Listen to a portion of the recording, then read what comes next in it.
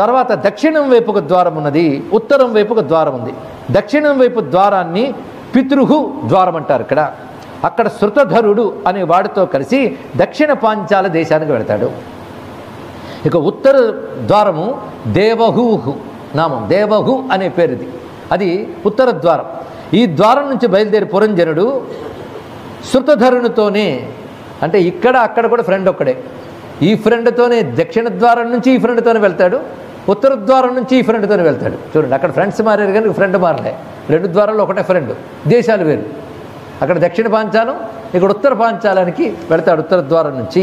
దేవహు అని ఈ ద్వారం పేరు. ఈ క్రింద ద్వారాల గురించి చెప్తున్నాడు. అవి పశ్చిమ ద్వారం పేరు ఆసురి. ఈ ఆసురి అనే ద్వారం ద్వారా గ్రామకం అనే దేశానికి వెళ్తాడయ్యా. నిజంగా ఇది వింటూ ఉంటే ఆ పేర్లు పెట్టడం దగ్గర నుంచి ఒక స్టోరీగా తీసుకురావడం చెప్తూ ఉంటే మొన్న ఒక పాశ్చాత్యుడు అన్నమాట గుర్తుకొస్తుంది. ఇవి జరిగాయి అంటే అద్భుతం, జరగలేదంటే మహాద్భుతం. అటువంటి సన్నివేశాలండి ఇవి, సామాన్యం కాదు. ఏమి రమ్యమైన కథ చెప్తున్నాడు. పైగా ఒక ద్వారం, పశ్చిమ ద్వారాల్లో ఒకటేమన్నాం ఆసురి. ఆ పశ్చిమంలో మరొక ద్వారం నిరుతి అనే ద్వారం. ఇక్కడ లుబ్ధకుడు అనేవాడితో కలిసి వైశస దేశానికి వెళతాడు. అక్కడేమో దుర్మధుడు అనేవాడితో కలిసి ఆసురి ద్వారం గుండా గ్రామక దేశానికి వెళ్తాడు. ఇక లుబ్ధకుడితో కలిసి ఈ పురంజనుడు నిరుతి అనే ద్వారం గుండా వైశస అనే దేశానికి వెళ్తాడు.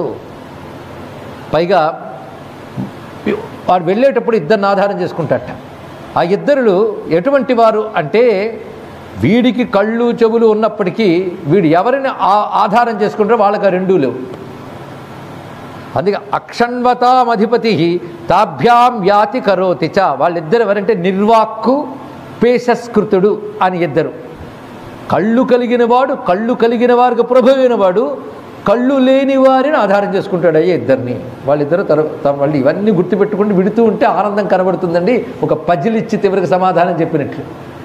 ఇవాళ పజిల్ ఇచ్చి విప్పుకురండి అని ఇక్కడ ఏం చెప్పాం, నారదుడి విప్పేస్తాడు బాధపడుతూ. ఎవరిని శ్రమ పెట్టాడు ఆయన. చెయ్యవలసిందల్లా ఏంటంటే శ్రద్ధగా వినడం, గుర్తుపెట్టుకోవడం. ఆ రెండూ చేస్తే ఒక్కొక్కటి విడిపోతాయి. ఇదేమి అర్థం చేసుకోవడం వేదాంతమా, ఒక పట్టణం కథ ఇదంతా కూడా. అటువంటి పట్టణంలో ఇప్పుడు ఆమెతో కలిసి, ఆమె పేరేంటో మనకి ఇంతవరకు చెప్పలేదు, ఆమె అందరికి పేరు లేదని.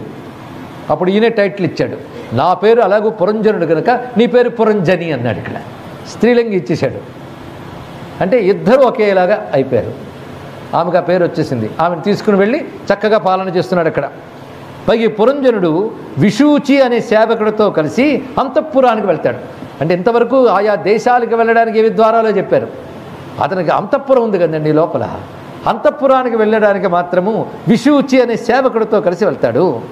అలా అంతఃపురానికి వెళ్ళినప్పుడు భార్యతో పిల్లలతో కలిసి మోహము, సంతోషము, సుఖము ఇవన్నీ అంతఃపురంలో అనుభవిస్తుంటాడు. చూసారా, హర్షం కానీ, ఒక మనశ్శాంతి కానీ, మోహం కానీ ఇవన్నీ కూడా ఎక్కడ అనుభవిస్తున్నాడు? అంతఃపురంలో. అక్కడికి వెళ్ళడానికి ఎవరితో వెళ్తున్నాడు? విషూచి అనే వాడితో వెళుతున్నాడు. ఇక్కడ ఇలాగా అతడు చక్కగా ఉంటూ ఆమెతో కలిసి సుఖాలు అనుభవిస్తూ ఎంత ఆమెతో మమైకమైపోయాడంటే, ఆమె ఏమి చేస్తే అదే చేస్తాడు. ఆమె ఏమి చేస్తే అదే చేస్తాడు. తానేమిటో కూడా మర్చిపోయి నువ్వెవరు, ఆమె ఏం చేస్తే అది అన్నట్టు తయారయ్యాడండి. అంటే ఇప్పుడు కొన్ని చోట్ల చూస్తున్న ఫిమేల్ డామినేషన్ అది ఉన్నప్పుడు ఆ పతిగారు ఆమెకు తగ్గట్టే ప్రవర్తిస్తుంటారు. అలా ఉంది ఇక్కడ.